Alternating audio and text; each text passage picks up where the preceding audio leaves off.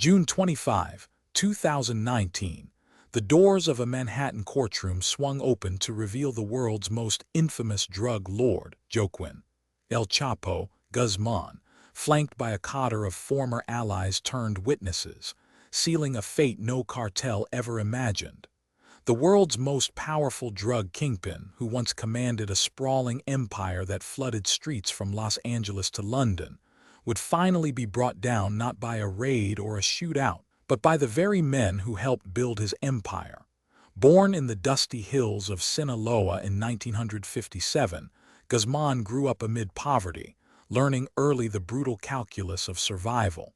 By his early 20s, he had joined the ranks of the Guadalajara cartel, a fledgling network that would soon blossom into a multinational syndicate. In the 1990s, after the cartel's leaders fell to law enforcement, Guzman seized the moment, reshaping the organization into the notorious Sinaloa cartel. Under his iron fist, the cartel refined its signature tunnel smuggling technique, constructed a fleet of semi-submersibles, and forged alliances that stretched across continents.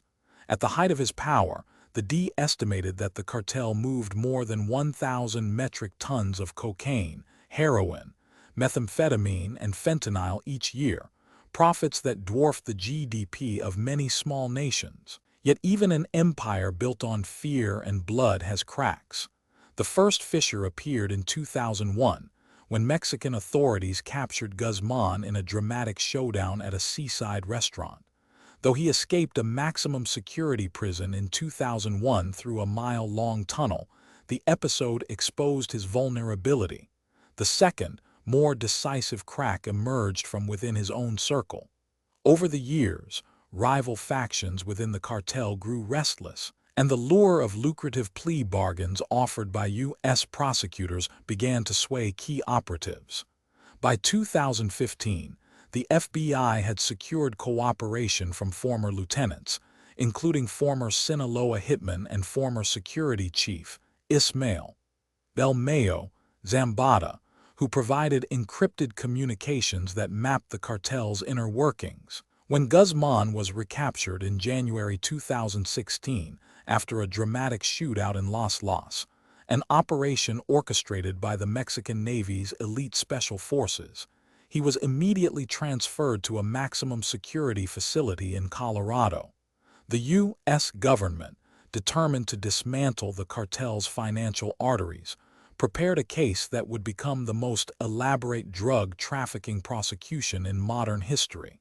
The indictment, unsealed on July 30, 2017, listed 33 charges ranging from conspiracy to launder billions of dollars through offshore accounts, to the murder of rival cartels, to the distribution of massive quantities of narcotics across 3 continents. The trial, officially titled United States v. Joaquin Guzman Loera, began on November 5, 2019, before the United States District Court for the Eastern District of New York. The courtroom buzzed with a mix of journalists, activists, and an audience of victims' families clutching photos of loved ones lost to addiction. The prosecution painted a picture of a mastermind who operated from a fortified narco castle in the Sierra Madre, directing shipments via a network of encrypted emails, satellite phones, and a sophisticated money laundering system that funneled cash through shell companies in the Cayman Islands, Panama, and even a boutique wine shop in New York City.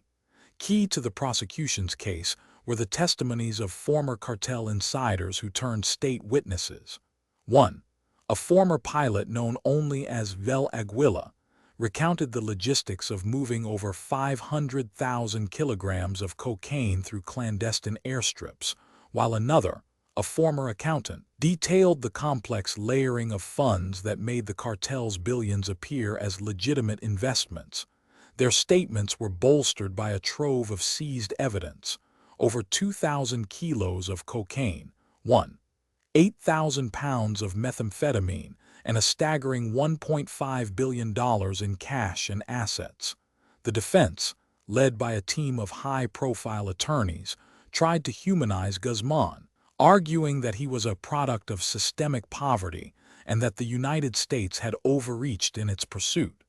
They attempted to discredit the witnesses, suggesting that their testimonies were bought with lenient sentences. Yet the weight of physical evidence, coupled with the unprecedented cooperation of former allies, proved overwhelming. After a week of closing arguments, the jury retired to deliberate, aware that their decision would echo far beyond the walls of the courtroom. On February 12, 2020, the jury returned a guilty verdict on all 10 counts, ranging from drug trafficking and money laundering to violent crimes and weapons offenses. The decision marked the culmination of a decade-long cat-and-mouse chase that spanned 3 continents, multiple governments, and countless lives. The sentence, announced 2 weeks later, was life imprisonment without the possibility of parole, to be served in the United States Penitentiary. Florence Aggs, the Supermax facility often referred to as the Alcatraz of the Rockies. The aftermath of the verdict rippled through the underworld. Within weeks, rival factions within the Sinaloa cartel scrambled to reassert control, leading to a surge in violent confrontations across Mexico's northern states. Analysts note that while Guzman's removal disrupted the cartel's central command, it also decentralized power, creating a more fragmented but still dangerous landscape. The U.S. Department of Justice reported a temporary dip in cocaine shipments in the months following the trial, yet the market quickly adjusted, with other cartels filling the void. Beyond the streets, the trial ignited a broader conversation about the war on drugs, the role of private prisons, and the ethics of leveraging insider testimony against violent criminals. Victims' families, who had endured years of anguish, finally saw a semblance of justice, though many acknowledged that true healing would remain elusive. Internationally, the case underscored the importance of cross-border cooperation, highlighting how U.S. subscribed to the verdict for more stories like this.